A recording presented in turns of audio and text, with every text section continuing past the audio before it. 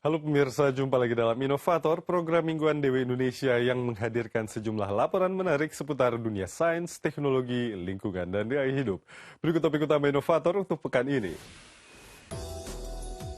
Olah TKP secara virtual. Menyelamatkan benteng ekologi terakhir Madagaskar. Dan surga pajak berupa desa kecil di Inggris. Olah TKP cara manual mulai ditinggalkan kepolisian Jerman. Mereka kini mengandalkan teknologi 3 dimensi buat mengubah tempat kejadian perkara menjadi animasi realita visual. Bagaimana bentuknya? Simak laporan berikut. Pemindai laser berakurasi tinggi menggantikan meteran dan pensil. Cahaya laser memindai tembok dan perabotan rumah. Lalu terbentuklah citra 3 dimensi yang mampu merekam detail dengan rinci.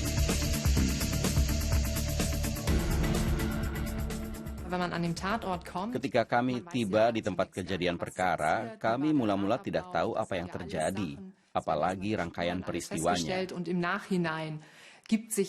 Baru kemudian kita periksa jejak dan detail penting yang mana yang bisa mengungkap tindak kejahatan itu.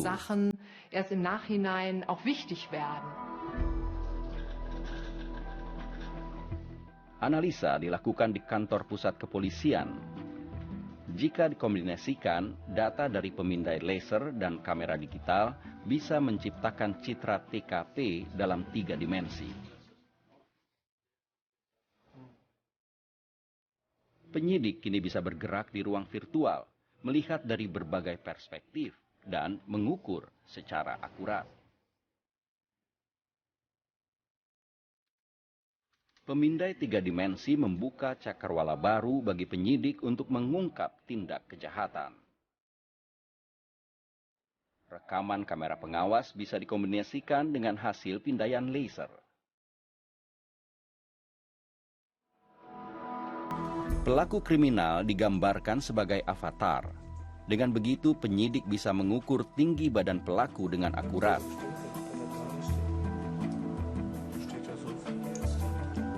Ini adalah petunjuk penting yang memudahkan proses penyidikan.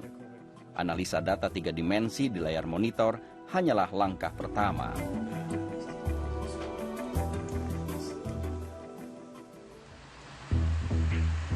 Di Institut Teknik Karlsruhe, ilmuwan mengembangkan dimensi baru visualisasi di komputer dengan menciptakan TKP virtual interaktif.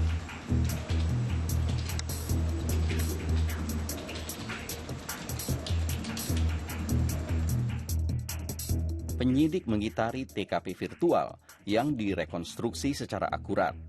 Polisi bisa menempatkan diri pada sudut pandang pelaku, misalnya untuk mengetahui dari sisi mana serangan dilakukan.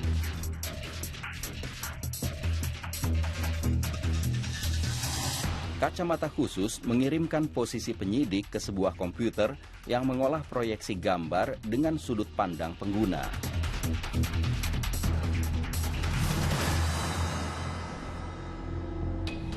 Teknologi ini bisa merekonstruksi gerak peluru secara virtual untuk menegaskan apakah pelaku ketika melakukan kejahatannya membunuh secara terencana atau secara spontan.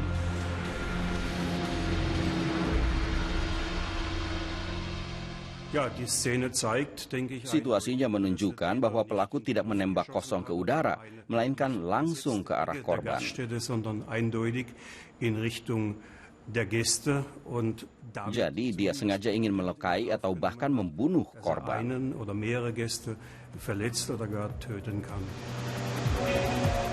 TKP virtual dibuat dengan teknologi mutakhir. Setiap proyektor ini mampu menerangi sebuah ruang bioskop.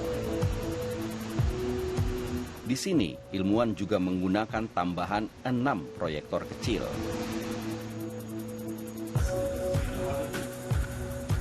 Tidak lama lagi, penyidik kejahatan bisa menggunakan TKP virtual untuk mengungkap pelaku atau untuk merangkai kejadian perkara dengan lebih cepat dan akurat. Pemirsa, anjing pelacak sejak lama menjadi ujung tombak untuk mencari orang hilang atau buron kepolisian. Tapi kini muncul jenis baru anjing super yang memiliki indera penciuman paling tajam dari yang pernah ada sebelumnya. Kota metropolitan tidak hanya disesaki manusia saat jam sibuk saja. Mencari orang di tempat yang hilang di tempat semacam ini nyaris mustahil, bahkan bagi penyidik terbaik sekalipun. Satu-satunya harapan adalah anjing pelacak.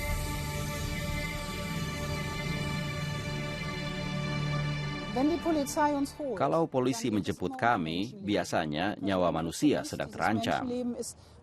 Kami adalah harapan terakhir buat orang yang hilang atau ketika memburu pelaku kejahatan yang melarikan diri.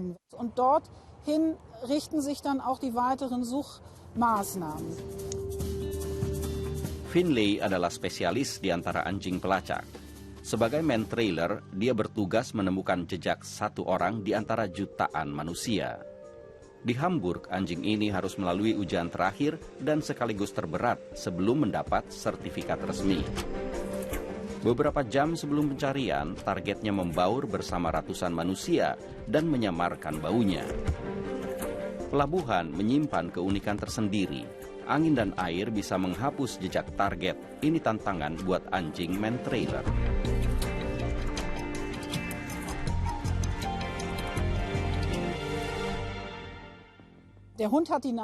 Anjing ini punya hidung yang luar biasa untuk mengendus jejak.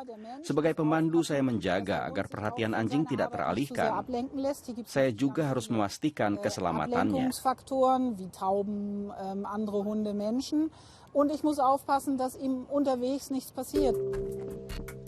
Pencarian dalam kondisi ekstrim berawal dengan pakaian milik target.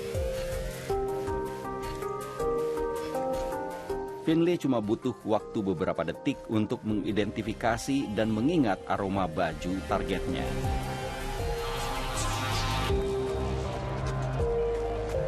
Dia memang punya daya penciuman yang jutaan kali lebih peka daripada manusia.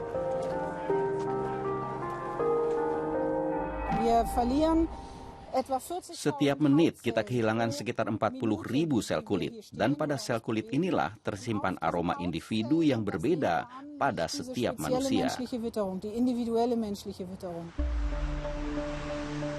Berbeda dengan anjing pelacak pada umumnya yang membuntuti jejak, anjing man trailer mengendus sel kulit berukuran mikroskopis yang tersebar di rumputan atau di sudut rumah. Tapi apa jadinya jika tidak ada benda di mana sel kulit bisa menempel?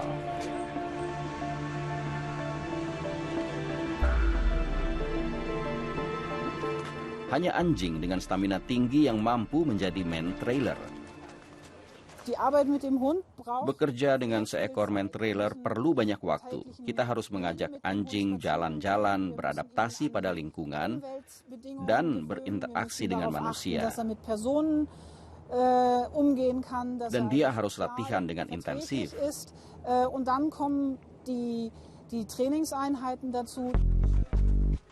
Finley sekarang berusia 3 tahun. Sejak lahir penciumannya sudah dilatih. Sudah 6 jam lewat sejak target meninggalkan aroma tubuhnya.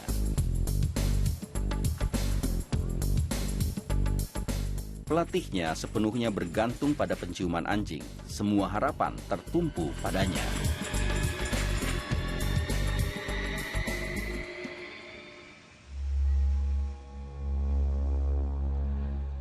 Dan akhirnya, man trailer berhasil menemukan target. Finley lulus ujian akhir. Pemirsa, jangan kemana-mana dulu karena inovator sesaat lagi akan hadir dengan laporan mengenai rusaknya cagar alam Madagaskar. Tetaplah bersama kami.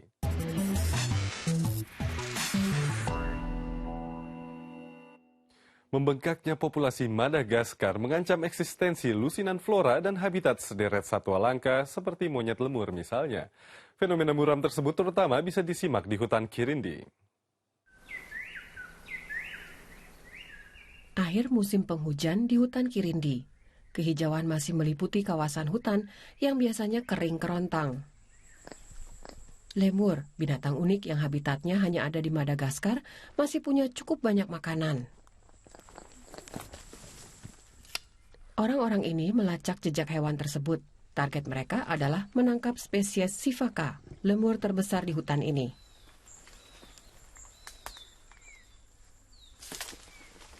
Kena, mereka kini hanya tinggal menunggu lemur yang terkena panah bius jatuh dari pohon. Agar lemur tidak cedera, di bawah dibentangkan kain untuk menangkap hewan yang jatuh itu. Tangkapan yang sempurna. Sekarang semua harus dilakukan dengan cepat. Lemur diukur panjang dan berat badannya. Lalu, sebuah pemancar radio dipasang pada tubuhnya. Peter Kappeler dari Jerman tahu persis data hewan tangkapan ini. Der heißt Moritz. Das ist ein Männchen. Namanya Moritz, hewan jantan. Geburt genau wissen. Kami memonitornya sejak lahir. Kami tahu riwayatnya dan berapa umurnya. Wissen genau, in welchem Alter das passiert ist. Und also Ini keuntungannya. Kami memiliki informasi rinci jika menandai hewan itu. die Tiere eben individuell markiert. Peter Kappeler sejak lebih dari 20 tahun melakukan riset lemur di hutan Kirindi. Ia adalah profesor Universitas Göttingen di Jerman dan di hutan ini memimpin pusat penelitian primata. Ada 8 spesies lemur yang habitatnya endemik di hutan Kirindi, termasuk spesies langka yang disebut narrow stripe mongoose.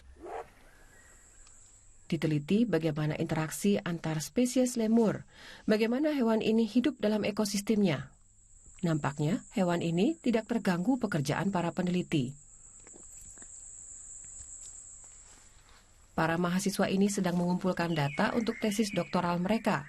Alessio Anania tertarik pada suara primata tersebut. Katja Rudolf meneliti interaksi sosial dan kesehatan lemur. Menghimpun data perlu kesabaran tinggi. Pagi hari 3-4 jam dan sore mengamati 4 jam. 4 hewan berbeda. Jika mereka tidur, artinya saya mengamati hewan tidur, tapi saya tidak boleh tertidur. Masih ada sejumlah pertanyaan yang belum terjawab terkait perilaku lemur. Pertanyaannya, berapa banyak waktu yang tersisa? Pasalnya, hutan dan penghuninya kini terancam musnah.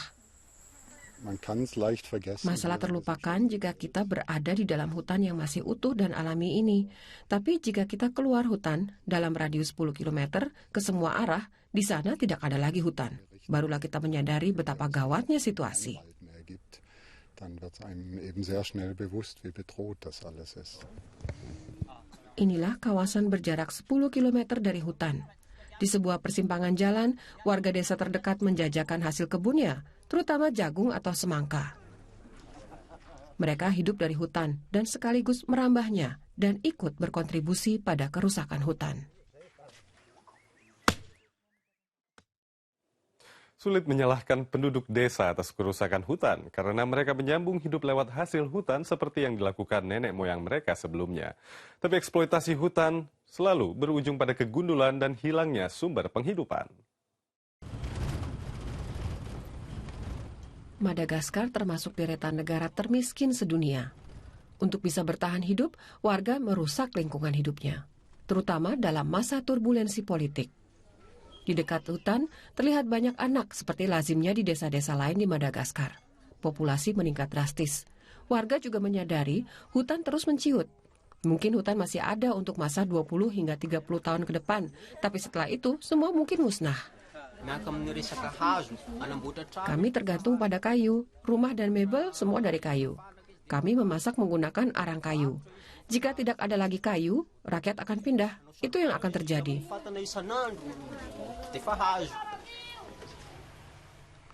Pertanyaannya, pindah kemana? Di pusat penelitian di dalam hutan yang masih utuh dan alami, para peneliti berharap menemukan solusi baru. Peneliti bermukim di sini dan menganalisa awal hasil risetnya. Misalnya, suara yang dikeluarkan lemur. Jika seekor hewan terpisah dari grup, ia akan memanggil yang lainnya. Dan kelompok akan menjawabnya.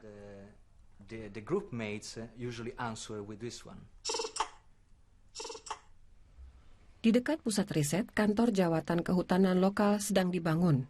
Pimpinan baru ingin mendorong ekoturisme. Selain memberi pekerjaan kepada warga lokal, ekoturisme mengurangi tekanan pada hutan.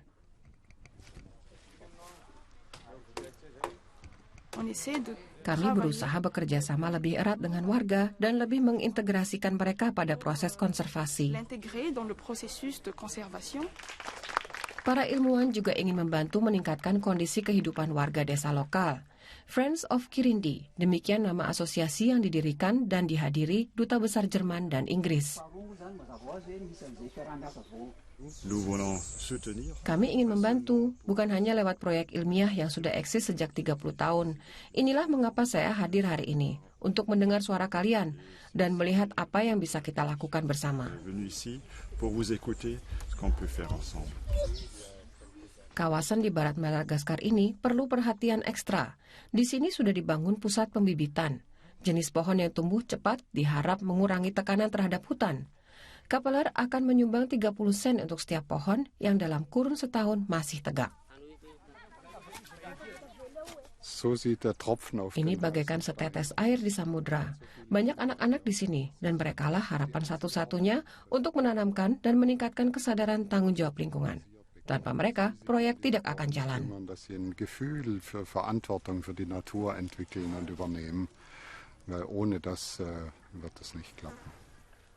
Para peneliti akan terus berjuang menjaga keutuhan hutan. Moritz mulai siuman dan dilepaskan untuk kembali ke grupnya. Pelestarian hutan Kirindi harus jadi prioritas agar lemur juga bisa tetap eksis. Seperti biasa, laporan inovator terdahulu dapat Anda tonton ulang melalui media center situs tv.com/Indonesia. Nah pemirsa, usai jeda berikut segmen Gaya Hidup Inovator akan menghadirkan laporan mengenai surga pajak berupa desa kecil di Inggris. Nantikan laporannya sesaat lagi. Tema-tema yang menggerakkan manusia. Informasi yang menautkan mereka. Pendapat dari Anda. GW di Facebook dan Twitter. Aktual dan jelas.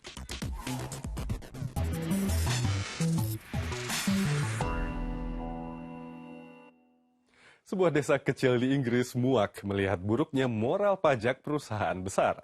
Mereka lalu sepakat mendeklarasikan desanya itu sebagai surga pajak buat pengusaha kecil.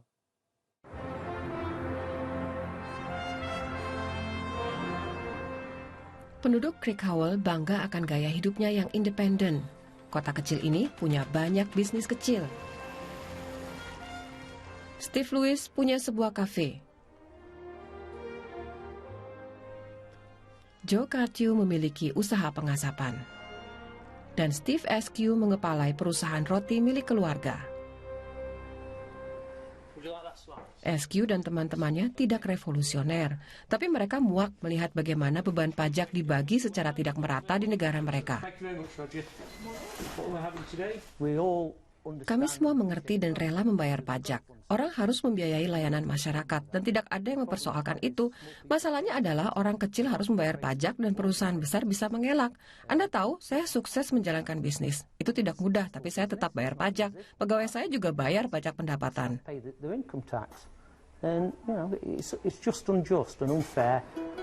Poster ini ibaratnya seruan perang untuk menghadapi dinas pajak. Mereka menggunakan moto Kota Pajak Adil untuk mendorong gagasan tersebut. Di sini hanya tinggal 2.000 orang, jadi ideal untuk mencoba gagasan baru. Ide ini datang dari tempat lain, tapi menyulut semangat baru di kota kecil di kawasan Wales tersebut.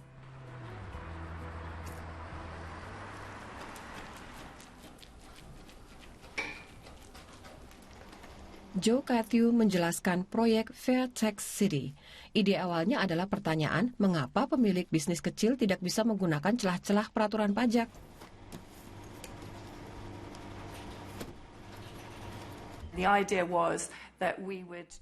Idenya adalah kami berusaha mencari cara untuk meniru mekanisme dan strategi yang digunakan bisnis besar dengan bekerja sama dalam koalisi.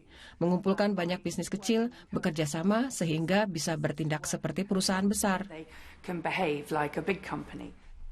Strateginya berupa pembentukan sebuah entitas perusahaan-perusahaan kecil, lalu mendaftarkan entitas ini di luar negeri, di mana biaya pajaknya kecil. Dengan sejumlah trik, mereka bahkan bisa tidak membayar pajak. Semuanya legal karena mereka mendapat sokongan pakar. Saya pikir orang baru sadar bahwa mereka tidak hanya memberi bantuan kepada komunitas di mana mereka menghasilkan laba, dan sepertinya ini salah. Warga Krikowel loyal kepada kotanya. Apa yang awalnya merupakan percobaan untuk melihat apakah bisnis kecil bisa mengelak dari membayar pajak, akhirnya bisa jadi pergulatan antara raksasa dan kurcaci. Pemilik kafe Steve Lewis ingin mengirim sinyal tentang adanya kelemahan dalam undang-undang pajak di Inggris. Sebenarnya sangat sederhana, pemerintah membuat sistem pajak yang mengundang orang untuk menghindar bayar pajak.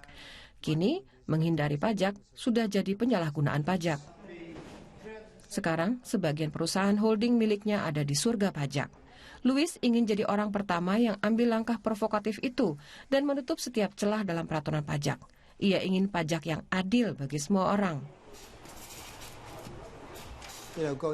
Seperti di abad pertengahan, petani selalu harus bayar pajak dan yang kaya serta terkenal tidak kena pajak. Saya sudah lama melihat ketimpangan itu, padahal saya bukan aktivis. Di sini semua mau bayar pajak.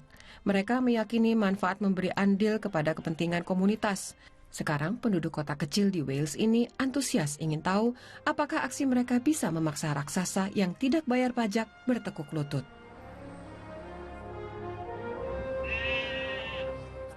Siapapun yang ingin mendengar berbagai jenis lagu secara berkala biasanya harus berlangganan layanan musik online seperti Spotify. Tapi tahukah Anda, di tengah banjir teknologi, Spotify tetap mengandalkan manusia untuk menjalankan bisnis raksasa tersebut. Mereka yang senang mendengar musik sekarang sering menggunakan layanan streaming. Di sini pengguna bisa memilih lagu yang disukai dari jutaan judul yang tersimpan. Supaya konsumen bisa mencari dengan mudah, layanan itu menampilkan usulan. Daftarnya disusun secara otomatis dengan algoritma. Stefan Baumann dari Institut Riset Intelijensia Buatan mengungkap bagaimana sistem algoritma itu berfungsi. Dia sudah melakukan penelitian lebih 15 tahun. Ada sejumlah metode yang digunakan. Sistem misalnya berusaha mencari tahu apa yang ada di setiap bagian lagu. Misalnya suara bass, lalu nada-nada yang dimainkan. Lewat cara ini, struktur lagu dianalisa. Dan dari situ bisa dicari lagu-lagu serupa, yaitu yang punya ritme bass hampir sama. Cara lainnya adalah metode kolaboratif. Kesukaan pengguna pada musik dibandingkan dengan pengguna lain dan perhitungan dilakukan oleh algoritma. Tapi hasilnya tidak selalu meyakinkan. Karena begitu banyak lagu baru dari seluruh dunia, pertama-tama kita bisa menggunakan mesin untuk membuat daftar pilihan awal. Tapi pada akhirnya perlu orang yang kenal musik dan tren aktual. Hal ini bisa ditemukan dengan mudah pada manusia.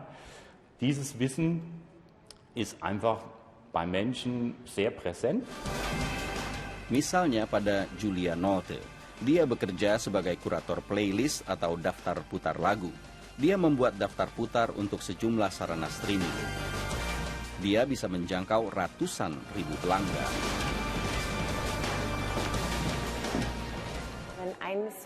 Kalau satu lagu baru dirilis, kita bisa langsung memasukkannya ke playlist. Atau kalau penyanyinya newcomer yang berbakat yang mungkin belum dikenal oleh mesin.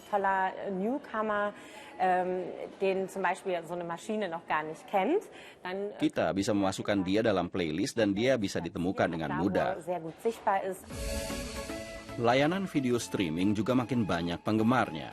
Untuk pilihan film, usulan-usulan kolaboratif juga digunakan.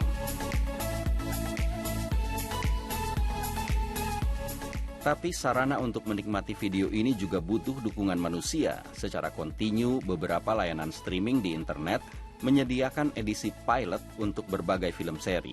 Tapi yang diproduksi kemudian hanya yang mendapat penilaian bagus dari pengguna. Julia Nolte sering mendapat tips dari komunitas pengguna. Algoritma memberi usulan kepada saya. Kamu mendengar lagu ini kemarin, mungkin kamu suka yang ini juga. Tapi kadang-kadang melenceng, sebab lagu yang saya dengar kemarin dipilih karena suasana hati. Ini masalah yang sulit bagi layanan streaming. Bagaimana memperhitungkan situasi penikmat musik? Saya mendengar musik waktu jogging, waktu pesta di rumah, atau waktu menyetir mobil.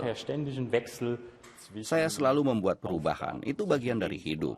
Salah satu tren saat ini di bidang pembuatan playlist adalah konteks situasi. Harapannya, agar bisa memberi usulan lebih tepat sesuai konteks hidup pengguna saat itu.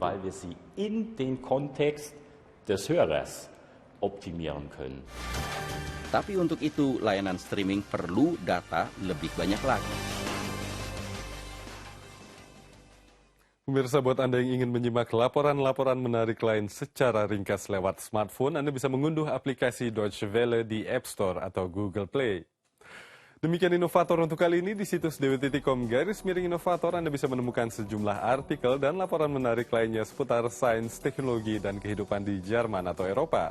Video-video inovator paling menarik juga bisa Anda tonton ulang di kanal YouTube kami, DW Indonesia. Anda pun bisa bergabung bersama kami di jejaring sosial Twitter dan Facebook untuk mendapatkan sejumlah informasi terkini. Terima kasih atas kebersamaan Anda untuk kali ini. Sampai jumpa dan salam.